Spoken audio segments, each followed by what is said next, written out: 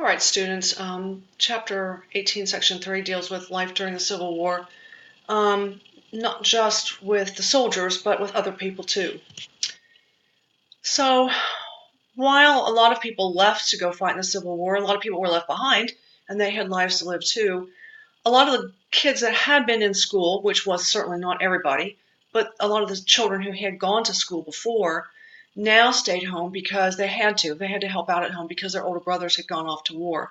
So they had to stay home to help pick up the slack. And a lot of schools had been turned into hospitals anyway. So there wasn't any school going on because the schools had been turned into hospitals. And because most of the fighting was taking place in the South suffered the most destruction, but that's just common sense. Okay. Because fields made great places to carry out a battle, a lot of the crops in the South were destroyed. And I've already talked to you about how Lee tried to invade Maryland, trying to take the war to the North to get the fighting out of the South to let the farmers bring their crops in. So it was a thing that the crops were a problem. They were being destroyed. The fields were being destroyed because even when the battle moves on, you have things left over in your field. You have dead horses. You have usually the bodies of men were carried off with, people took the bodies and tried to bury them, but you've got dead animals, you've got artillery shells, you've got shotgun shells. It's all in your fields, and you have to clean it all up before you can then plow the field and plant it. And let's face it, most of the men are at war, so that leaves that cleaning up to be done by women and kids. And so it was a problem. Sometimes homes were leveled, and as later years of the war droned on, conditions were worse. Things were scarce. Cloth for clothing was scarce.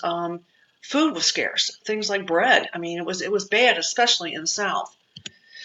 Okay, so women in the war at first, they tried to be nurses, but they were turned down because they were thought to be too dainty and delicate. That the blood and the gore was just too much for them. They couldn't handle that.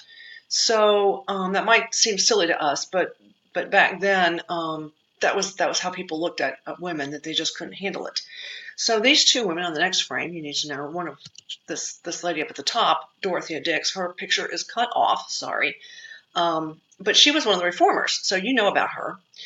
But she and Clara Barton went to the authorities and the military authorities and persuaded them to let women try. They said, well, what have you got to lose? Let us try. And if we pass out from all of the horribleness of it, then, we can't do it. But let women try and see if we can help out. And so, they finally showed them, the military guys, that, women can do this job. And then that will free up all these men that have been acting as nurses to go out on the battlefield. And so it became quite a success. Please note that Clara Barton also helped found the Red Cross. That's pretty important because the thing still exists all over the world today. And she sometimes, not always, but she sometimes pops up on the STAR test. I hate to keep repeating that, but I feel like it's only fair to let you know if I know that that's a possibility. Okay, women also served as spies. Harriet Tubman was one of the most effective spies because she could put on a dress and look pretty presentable, like she does in that picture above, or she could take the dress off and put on field work clothes, looking like a field slave, and pull that off as well. And people would never, unless they knew exactly what she looked like, they would not know that she was, spying for the North. Another type of spy that was effective was, on both sides, women who were well connected, upper class women. The picture I have of the woman above was married to a Washington, D.C. politician, and of course they would run in connected circles, and she would be overhearing dinner chatter and cocktail party chatter among the men about what was going on with the war. And she was a spy for the Confederacy the whole time and was never suspected by her husband or anyone else the whole time. Okay, so at first, after a battle, the sides would trade their prisoners back, but after a while, that was not going so well, and so they established prison camps on both sides, and the conditions were bad because If you're running out of supplies during the war for your own men, then you're not going to spend those supplies feeding the prisoners. And that's what happened, especially in the South, because the South ran low on supplies worse than the North did. The worst one of these camps was the one that I mentioned at the bottom, Andersonville, Georgia, where 13,000 Union prisoners died, mostly of starvation. I'm sure there was abuse, too, no doubt, but they mostly died just of being starved to death. There were even war crime trials after the Civil War was over called the Andersonville trials. We're not going to talk about them in class because we don't have time to go down every last rabbit hole about the Civil War. But if you want to, you can look them up and research them on your own about the Andersonville trials. I'm sure these things were bad in the North, too. It's just that the Andersonville, Georgia prison camp was the worst of them all. Okay, field hospitals were established close to the fighting, but far enough away to be safe, usually, and not good conditions because so many people were injured. The casualty rate was, I think, like 30% was not unusual to have 30% of your men wounded in a battle. And that is a horrendous amount of casualties. So the surgeons were just overwhelmed, mostly. And they don't know anything back in those days about germs and viruses and things like that. And they don't sterilize their equipment going from one procedure to the next. So if you lived through the amputation, which is what usually happened to you if you didn't get shot, if you got shot in the torso, in the body, you're probably going to bleed out and die because there's not much they can do for you. But if you're shot in the arm or the leg, they can probably save your life, but it's going to mean an amputation probably. And here's why. Today, if you're shot or you have an injury like that is bone splintering, you go to the hospital and they put you under an x-ray machine and the surgeon can see exactly what he needs to see or she needs to see. Exactly where the bone fragments are, exactly where the bullet fragments are, whatever they need to see, they can find it. But back in those days, they can't. And they know that whatever fragments are left inside that arm or leg are going to infect the thing. So the only way to be sure is to cut it off. Now, a really skilled surgeon can probably save your arm or leg by feeling around in there and feeling for the last tiny bit of bone or bullet fragment or whatever. But they don't have time because they've got 10 more guys laying on the ground waiting for them. So they have to do the best thing they can with the time they've got, which is basically just cut your arm or leg off. It was just brutal and just butchery. Okay. So there's political and economic change in the North and the South, and not everybody was behind the war in either place.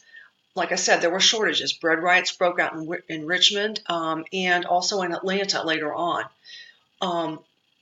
There were war Democrats in the North. The Democrats in the North were split in half.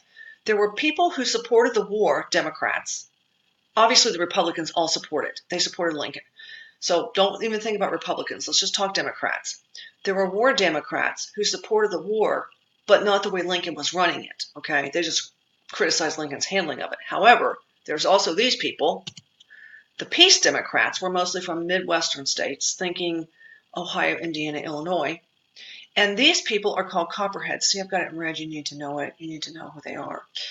The Copperheads, that badge was given to them at first. It was a slam, okay? But they decide to wear this as a badge of honor, and they make like little T-shirt things that they sew on their shirts. They don't have printed T-shirts back then, so they just sewed little snakes on their shirts. Now, Lincoln deals with these people because they criticize his war openly, and they criticize how he's doing it. They think the war is a bad thing. It's not just, we don't like how you're running it. It's just, we think the war is bad. And he throws them in jail without a trial, suspending something called habeas corpus, which is your right to a trial and a jury. Now, he doesn't wonder whether he can do it or not. He simply does, all right? The Constitution says the government can do this thing, but only in cases of rebellion or invasion. Lincoln feels like the Civil War meets this standard, okay? But these people are not in states where there's rebellion. These people are in his country, and they're just speaking out against the government, which people have been doing since, 1776. So I just want you to put that in the back of your brain about Lincoln, that it's very questionable as to whether he was doing something that was constitutional or not. It depends on who you are as to which side you come down on about that. Jefferson Davis did the same thing in the South. So Lincoln wasn't the only one doing this, but it's just, I think, highly questionable, but that's just my opinion. Okay, after the initial rush of people joining up out of patriotic feelings, both sides issued a draft and expanded the age of the draft up to 50 years, which is really old for back then. And people didn't like it. There were draft rats on both sides. They just didn't like the draft one bit because people were blowing through men. We talked about that in class. But in the South, you could buy your way out of it. Please look at this thing about rich man's war, poor man's fight. So the wealthy people are the ones who own the slaves. Well, you could buy your way out on both sides. I shouldn't have said that. You can buy your way out on both sides. You can hire a substitute. So if I'm a wealthy person in the South and I have 3 sons and 2 of them go off to war and I have 1 son left and then his draft number comes up, I go down the road to my poor farmer friend and I offer to pay $1,000 for his son to go in my son's place. Well, okay, his son goes, but he says to me, yeah, I'll go because my family needs the money. But you and your slaves, you're the ones that have caused the war. My family has never owned slaves. We can't afford it. But you have slaves, yet you and your son aren't going to war. You're not even 50 years old. Both of you could be out fighting, but you're not. Rich man's war, poor man's fight. It's a big, big concept. It comes back to haunt these people after the war is over. Now, you could also hire substitutes in the North. This thing was also done in the North. But it's not the same bad feeling as what you get in the South. All right, so war is always hard on an economy, and both sides pay for the war by borrowing money, passing new taxes, and printing money. Industry profited in the North, and farming did okay in the North too, because soldiers always need guns and food, and the farming in the North was mechanized, and they have farming states. They have states up there that can produce a lot of food, and they have mechanized farming in the North. All right, we get inflation, though, because both sides ship everything they can to the soldiers. But that leaves the civilians with trying to buy stuff, and the stuff gets more and more highly priced because there's less and less of it. And that makes inflation come back, my little inflation right at the bottom, okay? Salt was especially in short supply, and so, like I said before, there's food riots in Atlanta and Richmond, okay? And so this makes a very bad feeling among everyone. All right, so a couple things were going on besides the war. Lincoln felt like we needed to join up the East and West as well as binding up the North and South. And so he pushed the idea of a transcontinental railroad. Also, he wants people to move out onto the Great Plains. And so 2 important laws were passed. The Homestead Act, which encourages people to go out there and live there and farm the land, make improvements there. And the other one was the Morrill Act, which we get Texas A&M from that. And we're going to study these acts again later on.